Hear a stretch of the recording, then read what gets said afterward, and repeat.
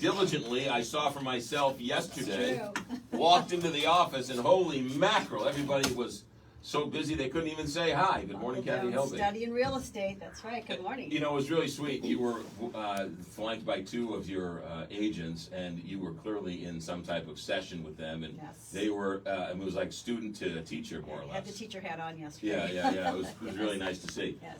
What's going on?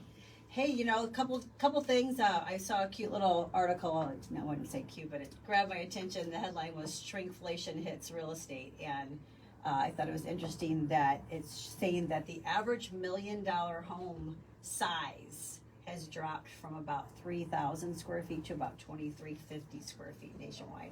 Well, that makes sense. That makes sense. Yeah, Right? yeah. Because you get less for your $1 million today Exactly. than you did 5 years ago. Exactly. Yeah. So that was interesting. But then also just a lot of conversation lately is getting back to basics, and that means getting back to basics as a seller.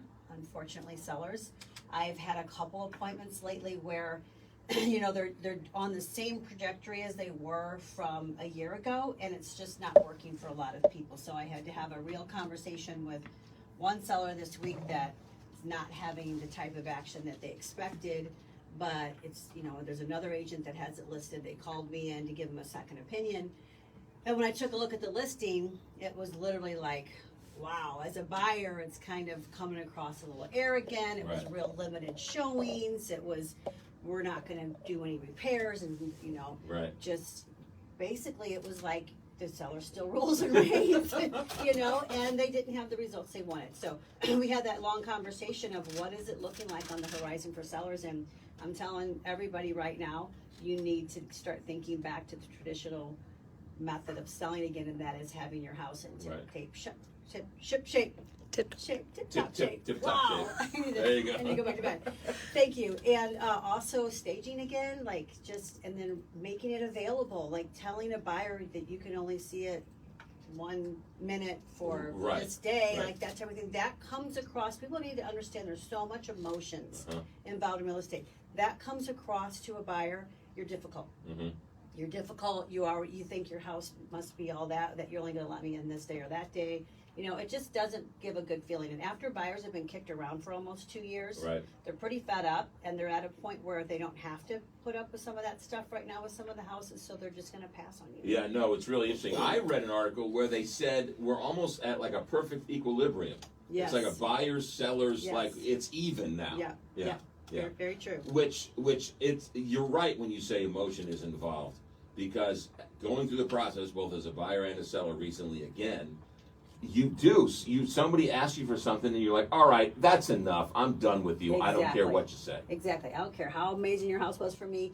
I don't like this feeling. Right. And I'm walking away. Yeah. Yeah. No, it's really extraordinary. Market inventory on the You know, market. we have more and more inventory coming on. So again, that's, you know, just reinforcing the fact that it's starting to balance. Right.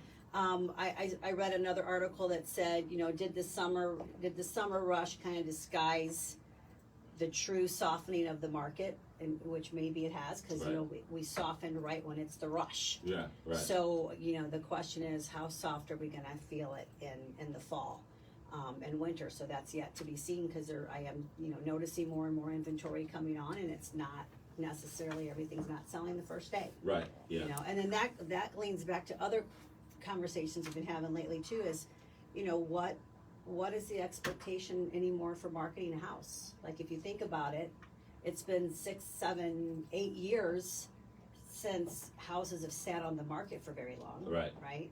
So the type of marketing that is the expectation of a seller to an agent is a decade more or longer old. Right. So magazine ads, you know, things like that. Yeah. So the conversation I was having with some realtors the other day is like, what is the marketing plan moving forward? Right. And what is it in the seller's mind versus in reality what's really going to work? So you've been a buyer and seller before. You know, you're a seller, your house hasn't sold in 2 weeks.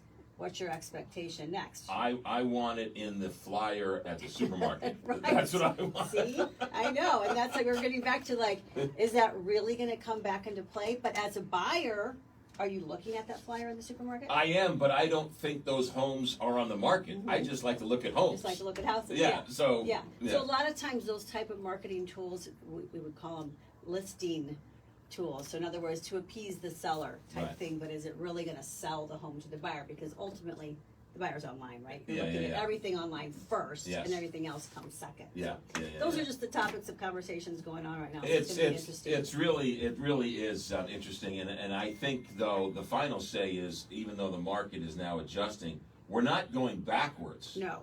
right? It isn't like, Correct. oh my goodness, this Correct. house was 500,000 6 months ago, now it's 300,000. Yes. Yeah. And you have to keep remembering, I've said this a million times every single week, you have to look at what houses were priced at before they escalated.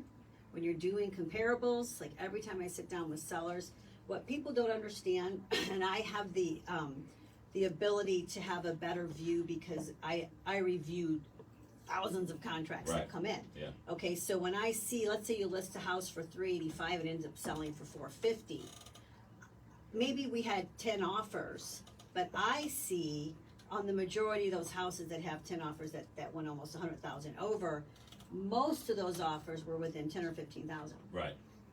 There was an outlier that came in and went crazy and paid a price. It doesn't mean that's gonna be that way for your house, so Yeah. you really have to dig deep with comps. And the right now. market doesn't lie. No. The it doesn't market lie. will tell you how much your Yes, house is and worth. you need to adjust sooner than later if Yeah, it's not it's happening. really interesting. Kathy Helbig, 314-276-SOLD. Kathy Helbig, 314-276-SOLD. Buying or selling, the group will take care of you. Expect to be moved, like I That's was. right. Kathy Helbig, thanks. Good Thank stuff. you.